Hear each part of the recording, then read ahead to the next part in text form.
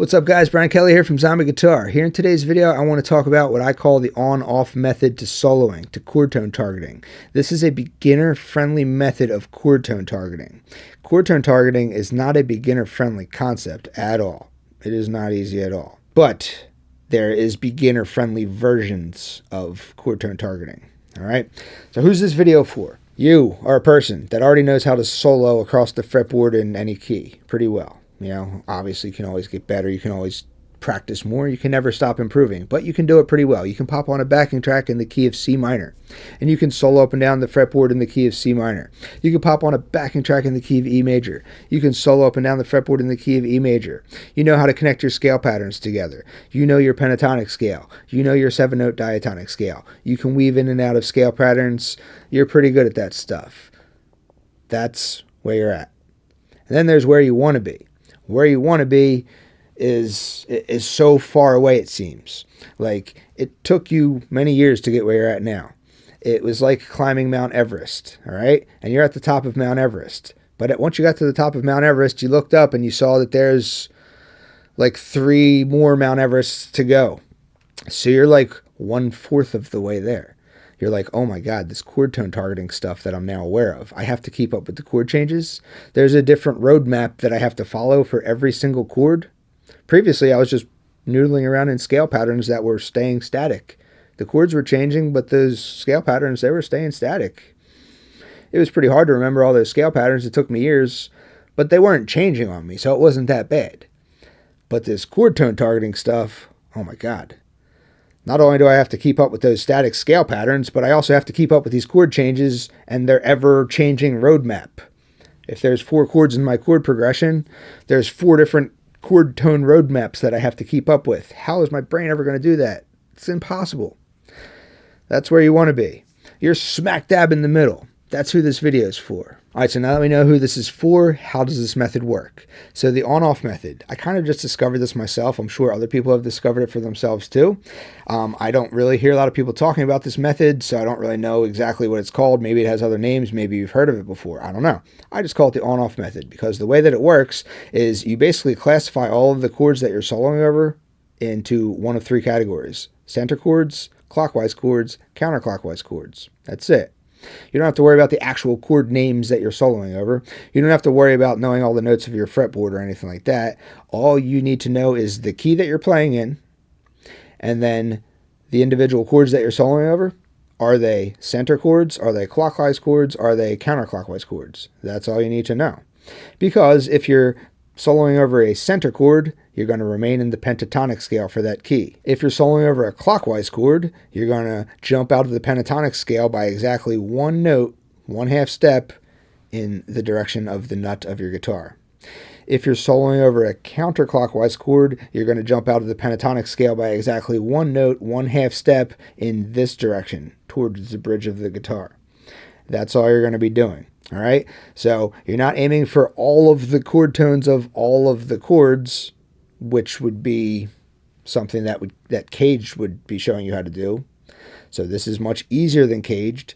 You're just aiming for just a connection between your lead playing and the underlying chords. Next, what are the prerequisites that you need to know before applying this approach? As I said, you need to already know how to solo in a single key. You need to know how to connect your scale patterns together already. Maybe you used the 5 pentatonic positions system to connect scale patterns together. That's fine. Maybe you used the 7 3-note per string patterns system to connect your scale patterns together. That's fine. Just, you need to know how to solo in a key already. I call this layer 1. All right, you don't need to know how to pay attention to the chords yet. All right, that's layer 2. You just need to be really good at layer 1, which is how to solo in a key and weave in and out of scale patterns. That should not be new to you. The second thing, you should know the difference between the 5 primary pentatonic notes of the key and the remaining 2 notes that are part of the key but are not part of the primary pentatonic scale. For example, if you're soloing in the key of C major, you need to know which 5 notes are your C major pentatonic notes on the fretboard. So you need to know your 5 pentatonic positions. And then you also need to know where each of those 2 additional notes are that are also part of the key of C major but are not part of the 5 C major pentatonic scale notes. So you need to know where those two notes fit into each of the 5 pentatonic positions. So as long as you know how to do those things already, then the on-off method is just going to be taking what you already know how to do, and you're just going to be dialing it up like a notch. That's it. Because right now what you're already doing is you're soloing in key, and you're using your ear to guide you to the chord tones. Usually the best sounding notes are going to be the chord tones. So your ear is kind of already doing the work for you. Now you're just going to be taking control. You're going to be taking the wheel. Because sometimes when your ear guides you to a note that you think sounds good, sometimes it's a chord tone, sometimes it's not. Usually it's a chord tone, but not always, right? You're just going to be taking the wheel. You're like, every time a chord lands, I want to make sure I land on a chord tone. I want to consciously have that control. This is just training. All right, because eventually you're going to revert back to just kind of noodling and just going by feel, but you're going to have an upgraded brain that knows how to target chord tones on command. So that's what we're going for here. That's why we practice this stuff. So we're taking what you already do, that's 5, and we're just dialing it up to 6. All right, so let's play in the key of C. All right, the key of C major, as far as I'm concerned, it's the same key as A minor. The differences are all on paper. That's really it. The chords in the key of C major are the same chords that are in the key of A minor. The 3 major chords, 3 minor chords that are found in the key of C major and the key of A minor are all grouped together on the grouping of 6 like so. So play a chord progression in C major, play a chord progression in A minor, you're going to be using these 6 chords. All right, so however you want to call it, the keys and stuff like that, that's a different argument. Center chords, C major, that's a center chord. G major, that's a clockwise chord. A minor, that's a center chord. F major, that's a counterclockwise chord. D minor, that's a counterclockwise chord. E minor, that is a clockwise chord. So let's say my chord progression is something like this.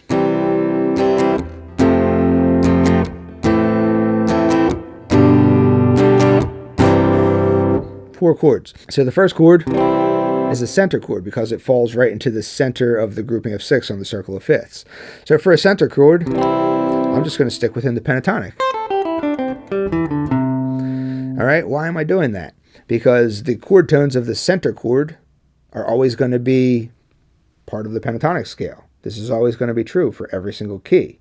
This is going to be true for every single pentatonic position, right? I know that if I'm playing the C major pentatonic scale, then 3 of those 5 notes are also the chord tones of the C major chord. C, E, and G are right smack dab in there. The same is true for the A minor chord.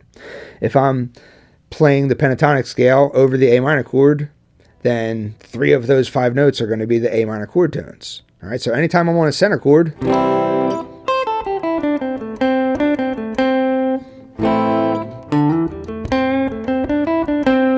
anytime I'm on a center chord, you can stay on the pentatonic. You can jump out of the pentatonic too. No one's saying that you can't, but what you're trying to do here is you're trying to take the wheel and have full control over your chord tone targeting, and you don't want to be doing that guessing stuff anymore. All right? So in order to do this, you're going to have to just kind of be like, okay, I'm not just going to noodle anymore. I'm now going to practice stuff. All right? Center chords stay on the pentatonic. That's what you're practicing. And then it goes to the F chord. I'm jumping out of the pentatonic scale by 1 single note in the direction of the bridge. 1 single note. That 1 single note right there that I hit, that's outside of the pentatonic scale but still part of the key, that's the note F. That note F is a chord tone of both of the counterclockwise chords. The chord tones that make up an F major chord, FAC, the chord tones that make up a D minor chord, DFA. This is a chord tone of both counterclockwise chords.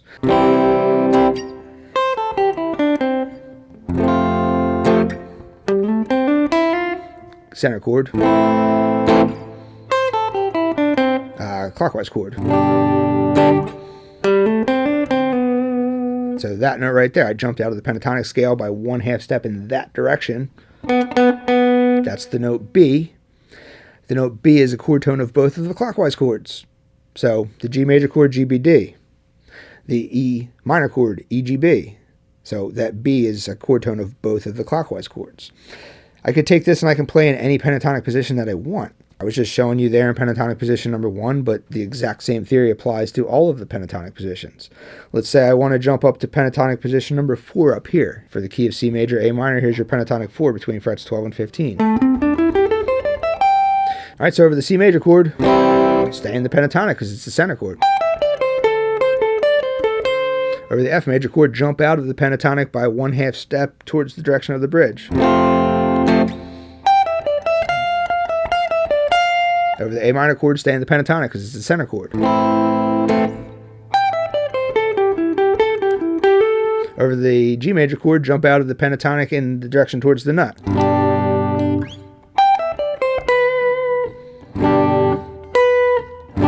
Alright, see how it fits with that chord? It always is going to work. It doesn't matter which pentatonic position you're in, because the pentatonic notes all contain chord tones of the center chords. One of those non-pentatonic notes that's still part of the key is always going to be a chord tone of both of the clockwise chords. The other non-pentatonic note that is also part of the key, though, is going to be a chord tone of the counterclockwise chords. This is always going to be true 100% of the time for all keys on the guitar, and it's going to apply to all of the pentatonic positions. All right, so with that given information, if you don't already know this already, to just at least know where the root and the third of your one chord of the key are, because those are your two reference notes that let you know where to jump out in either direction for. If you know where your root and third of the top dead center major parent key chord are in any pentatonic position, then you can apply this method in any pentatonic position as well. Assuming that you know how to classify your chords correctly as center, clockwise, or counterclockwise. In the key of C major, your clockwise chords are G major and E minor. The note in question is the note B. It's always going to be 1/2 step below the root note of the top dead center chord of the key. The counterclockwise chords, where you aim for that note in this direction towards the bridge, you jump out of the pentatonic scale in this direction. That note is going to reside 1/2 step above the third of the top dead center chord. All right? Again, if you're in the key of C major, your top dead center chord is C major. That's circle of fifths, grouping of six, outer circle, center position. That's the chord in question. The third of that chord, 1/2 step higher, that's where your counterclockwise chord tone is going to reside. In the key of C major, 1/2 step higher than the third of C is the note F. The note F is a chord tone of the F major chord, FAC. The note F is a chord tone of the D minor chord, DFA. All right, so that's what I call the on-off method. I really, really like this method for chord tone targeting. I find this to be a very good beginner-friendly entrance into the complex world of chord tone targeting. If you're on the Zombie Guitar website, I have a few other detailed lessons with backing tracks and written lessons that go along with this about this concept. It's in the in-depth lesson portal in the chord tone targeting section. One of the lessons in there is called Level Up Your Soloing in 5 weeks. Another one of the lessons in there is called Improvise Like a Pro in 8 weeks. So both of those are on the Zombie Guitar website with backing tracks included, video backing tracks, and written versions of the lessons. Both of those videos are also freely available on YouTube, so I'll put links to those videos below in the description here. If you're interested in this method, you can check out those other videos. Same exact concept, all right? So that's that. Thank you guys for watching. This is 4 videos, 4 days in a row for me. I can't guarantee I'm going to keep this up, but it's been fun. So thanks for watching.